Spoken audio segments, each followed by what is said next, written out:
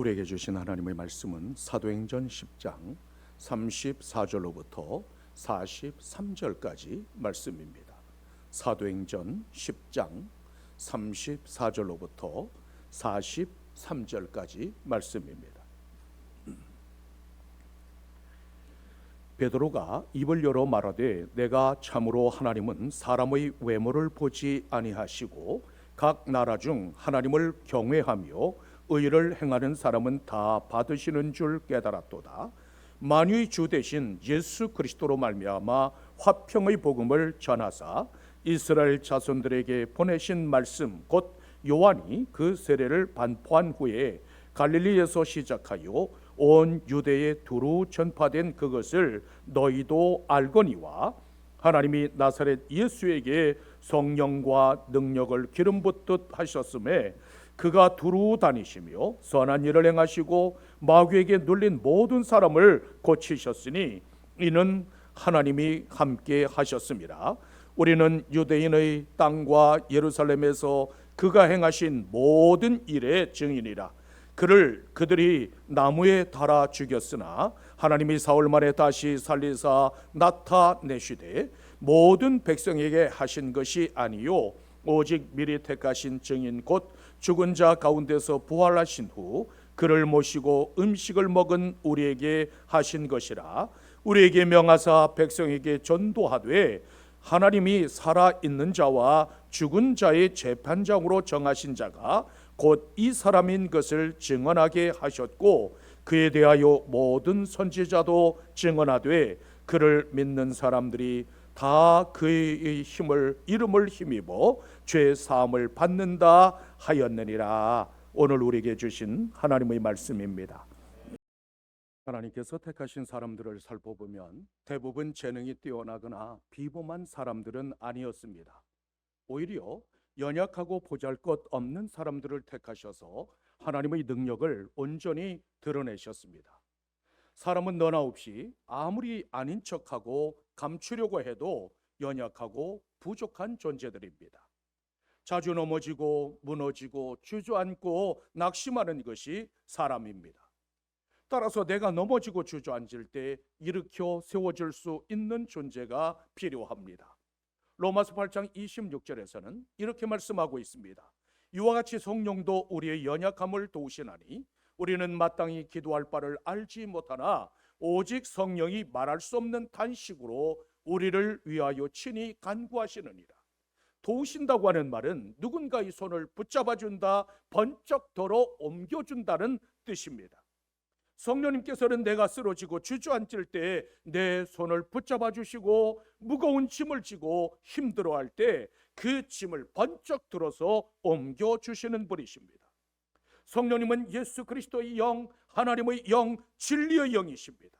따라서 그분은 인격적으로 다가오셔서 우리의 삶을 새롭게 하시고 하나님의 사람으로 살아가게 하십니다. 그분의 지배를 받을 때 죄악을 물리치고 하나님의 자녀로 합당한 삶을 살아가게 됩니다. 그분께서 우리 안에 내주하시면 성령의 열매를 맺게 됩니다. 성령님께서 교회와 성도들을 다스리시고 주장하실 때 회개의 역사와 부흥의 바람이 일어납니다. 성령님께서 임하시면 예수 그리스도를 나의 구주로 고백하게 됩니다.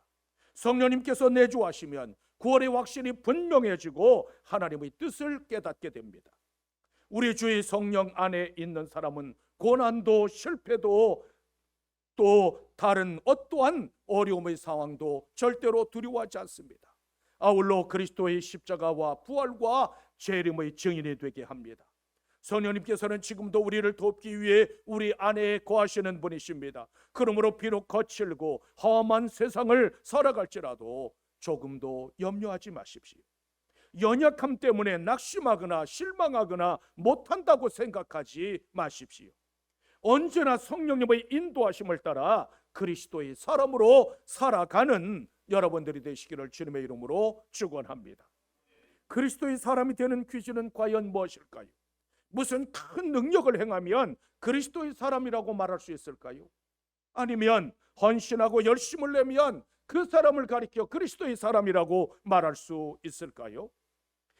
그리스도의 영인 성령을 모셔야만 그리스도의 사람이 될 수 있습니다. 로마서 8장 9절에서는 이렇게 말씀하고 있습니다. 만일 너희 속에 하나님의 영이 거하시면 너희가 육신에 있지 아니하고 영에 있나니 누구든지 그리스도의 영이 없으면 그리스도의 사람이 아니라. 그 심령에 하나님의 영, 그리스도의 영이 없으면 그리스도의 사람이 아니라고 말씀하고 있습니다. 따라서 나는 예수 그리스도를 나의 구주로 고백하고 있는가? 그리스도의 영이 나를 지배하고 다스리며 의의 길로 인도하고 계시는가? 그리스도의 영이 하나님의 구원을 기뻐하며 찬송하게 하는가?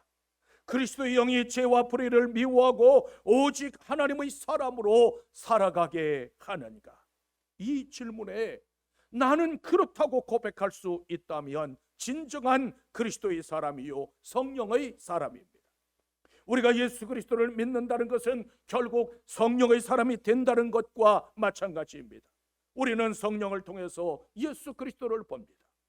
부활승천하신 예수 그리스도를 이 세상에서는 다시 볼 수 없지만 믿는 자는 성령 안에서 그리스도를 보게 됩니다.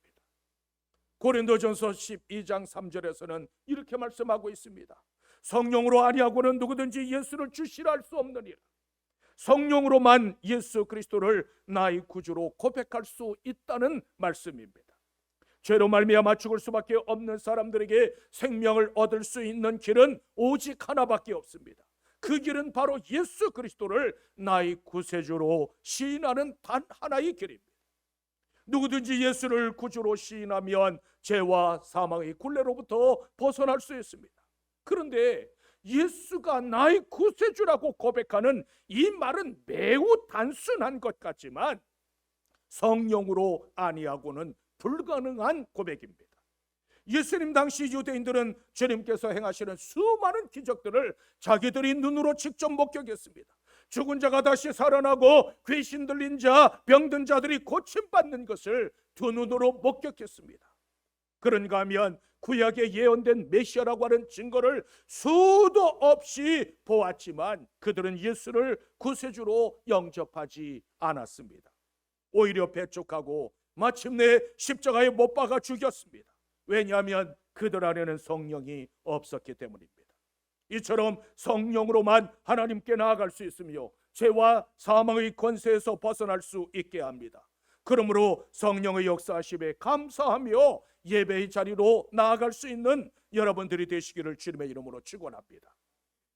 우리는 왜 성령의 충만함을 받아야 할까요?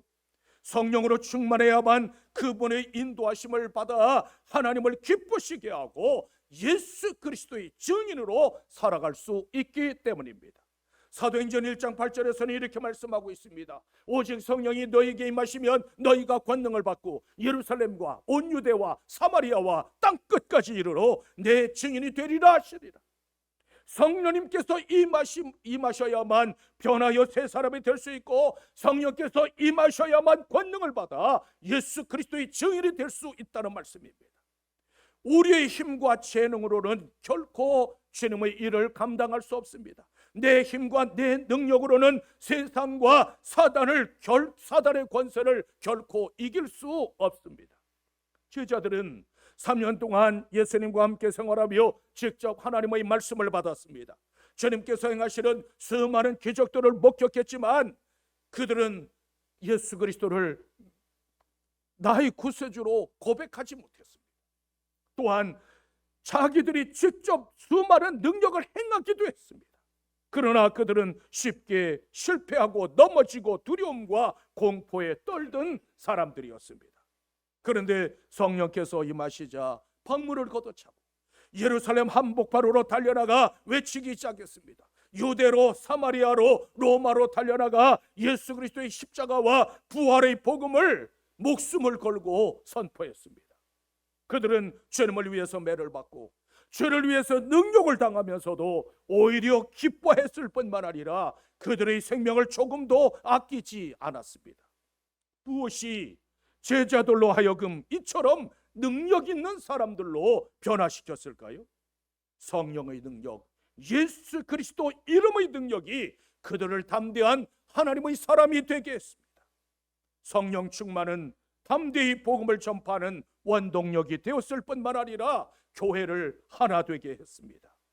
우리는 예수 그리스도의 십자가와 부활과 재림의 증인들입니다. 법정에 선 증인은 자신이 보고 들은 것을 숨김없이 다 증언해야만 합니다. 그러므로 사도들과 초대교회 성도들처럼 내가 보고 내가 듣고 내가 만난 예수 그리스도를 담대하게 선포할 수 있는 여러분들이 되십시오. 그리스도 때문에 곤욕을 당하거나 주 때문에 손해를 보거나 수욕을 당하셨습니까? 그렇다면 오히려 기뻐하십시오. 마태복음 5장 11절로부터 12절에서는 이렇게 말씀하고 있습니다. 나로 말미암아 너희를 욕하고 박해하고 거짓으로 너희를 거슬러 모든 악한 말을 할 때에는 너희에게 복이 있나니 기뻐하고 즐거워하라. 하늘에서 너희 상이 큽니다. 이것이 천국 백성된 자의 진정한 모습입니다. 그러므로 주의 성령으로 충만한 여러분들이 되시기를 주님의 이름으로 축원합니다. 어떻게 하면 이곳에도 우리에게도 성령님께서 임하실까요? 먼저 오직 하나님을 경외하며 사랑하며 살아갈 수 있어야 합니다. 본문 34절로부터 35절에서는 이렇게 말씀하고 있습니다. 베드로가 입을 열어 말하되 내가 참으로 하나님은 사람의 외모를 보지 아니하시고 각 나라 중 하나님을 경외하며 의를 행하는 사람은 다 받으시는 줄 깨달았다. 하나님의 백성이 되고 성령의 사람이 되기 위한 조건은 혈통이나 외모와 같은 인간적인 조건이 아니라는 말씀입니다. 사람을 판단하는 유일한 기준은 그가 얼마나 진실되게 하나님을 경외하며 얼마나 하나님을 사랑하느냐에 달렸습니다. 고넬료는 가이사랴에 주둔한 로마 군인이었고 이방인이었습니다. 그런데 그는 자신뿐만 아니라 온 가족과 가까운 형제와 하인들까지 모두 하나님을 경외했습니다.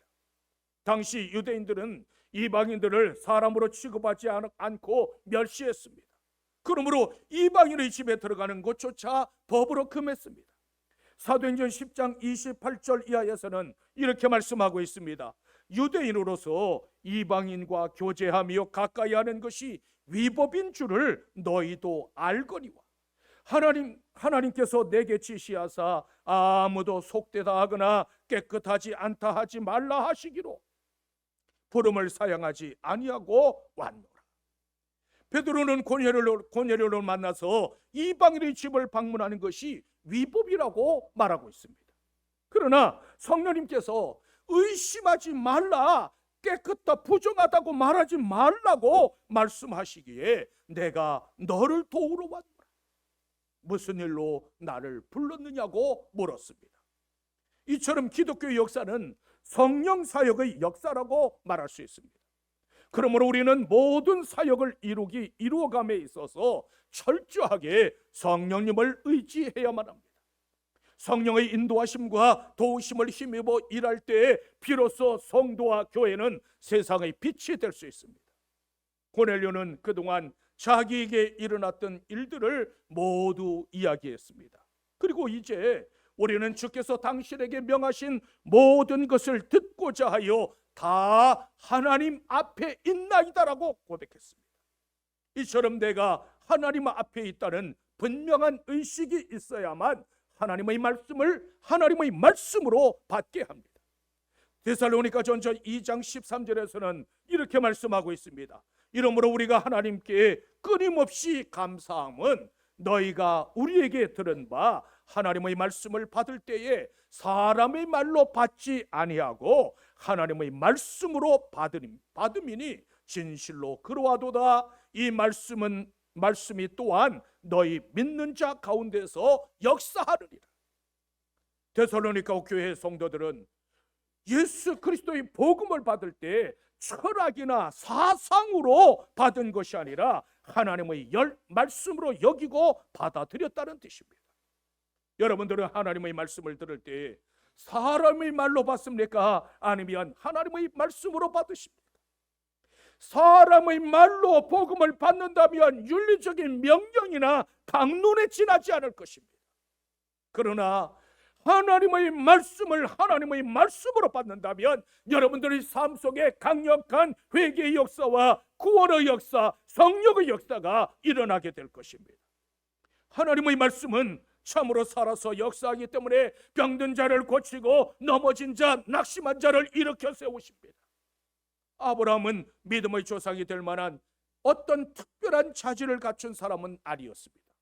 다만 그는 진심으로 하나님을 믿고 경외했습니다. 따라서 고향과 친척과 아버지 집을 떠나 내가 되게 보여줄 땅으로 가라고 명령하셨을 때 갈 바를 알지 못했음에도 불구하고 순종했습니다. 이삭을 번제물로 드리라고 말씀하셨을 때도 하나님의 말씀에 믿음으로 순종했습니다. 진실한 믿음과 순종이 있었기에 그를 믿음의 조상으로 삼으셨습니다. 하나님의 판단 기준은 예나 지금이나 조금도 다르지 않습니다.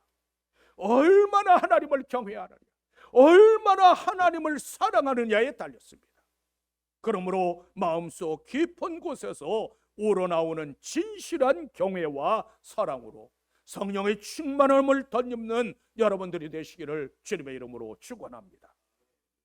또한 화평의 복음을 전파해야만 합니다. 본문 36절로부터 38절에서는 이렇게 말씀하고 있습니다.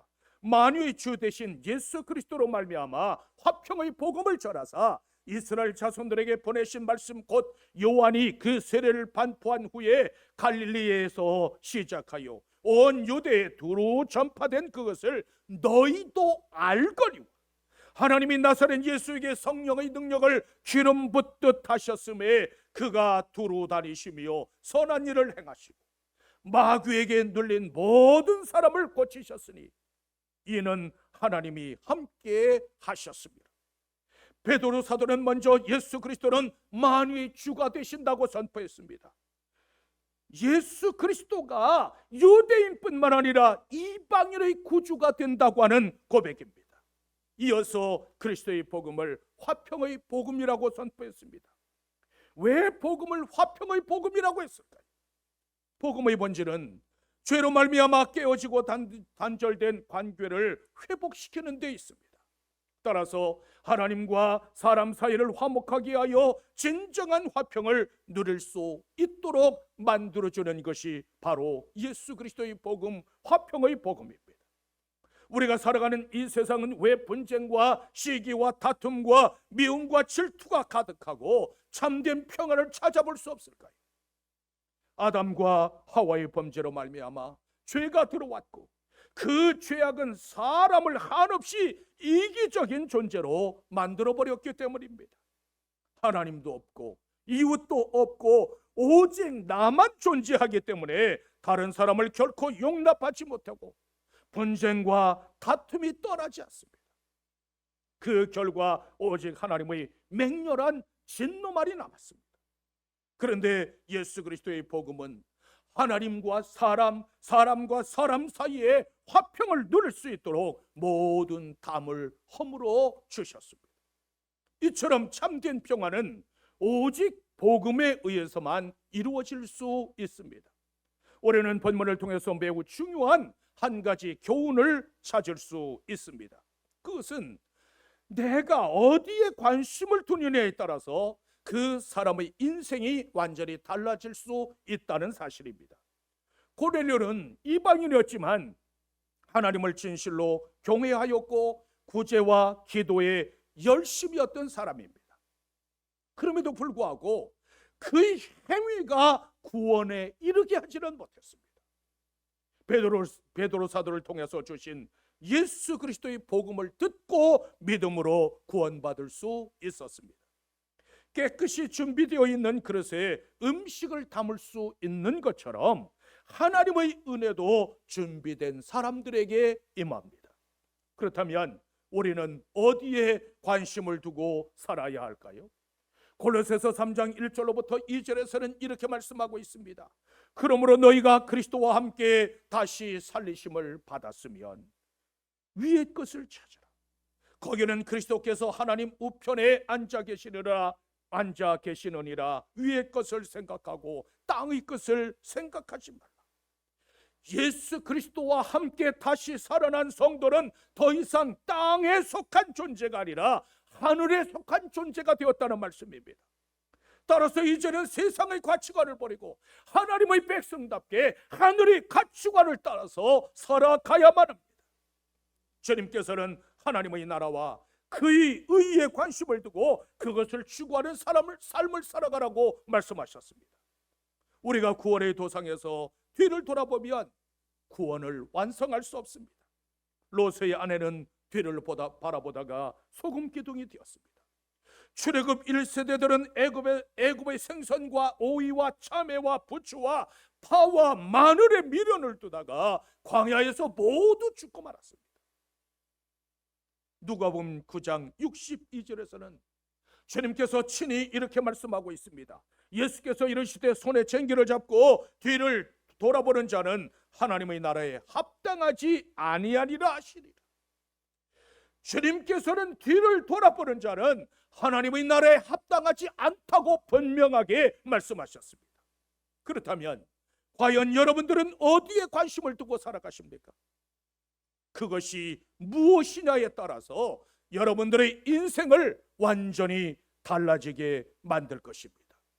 그러므로 오직 하나님의 나라와 그의 의를 구함으로 주의 성령으로 충만한 삶을 살아가는 여러분들이 되시기를 주님의 이름으로 축원합니다. 또한 우리는 그리스도의 증인이 되어야만 합니다. 본문 39절 이하에서는 이렇게 말씀하고 있습니다. 우리는 유대인의 땅과 예루살렘에서 그가 행하신 모든 일의 증인이라. 그들이 나무에 달아 죽였으나 하나님이 사흘 만에 다시 살리사 나타내시되 모든 백성에게 하신 것이 아니요 오직 미리 택하신 증인 곧 죽은 자 가운데서 부활하신 후 그를 모시고 음식을 먹은 우리에게 하신 것이라. 베드로 사도는 고넬료와 그의 가족과 친구들에게 우리는 예수 그리스도께서 행하신 모든 일의 증인이라고 고백했습니다. 사도들은 예수님의 공생의 기간 동안 행하신 모든 일들을 낱낱이 목격한 증인들이었습니다. 그뿐만 아니라 그리스도의 죽으심과 부활하심과 승천하심을 분명히 목도한 사람들입니다.